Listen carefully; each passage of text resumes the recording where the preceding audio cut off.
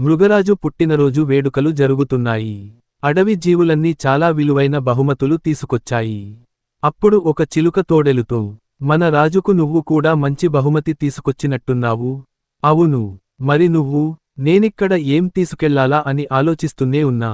చిలుక అక్కడే నుంచి ఎగిరిపోయింది. జీవులన్నీ మృగరాజు దగ్గరికి వెళ్ళాయి. ఇంతలో చిలుక జామపండుతో అక్కడికి వచ్చింది. రాజుకి ఎవరైనా జామపండు ఇస్తారా? హాహాహా అని నవ్వి, మృగరాజు నిన్ను ఖచ్చితంగా శిక్షిస్తుంది. అప్పుడే చెప్పుంటే నేను సాయం చేసేదాన్ని కదా. తన వంతు రాగానే జామపండు తీసుకుని సింహానికి ఇచ్చింది చిలుక. ఆనందంగా తీసుకుంది. నాకు చేతనైనంతలో తెచ్చిన చిన్న బహుమతిని తీసుకున్నందుకు మీకు ధన్యవాదాలు. చిన్నదా పెద్దదా అని కాదు, మనసు పెట్టి తెచ్చిన బహుమతి తీసుకునే వారికి ఆనందాన్ని ఇస్తుంది. అది గొప్పదే కావాల్సిన అవసరం లేదు. సంతోషం మృగరాజా.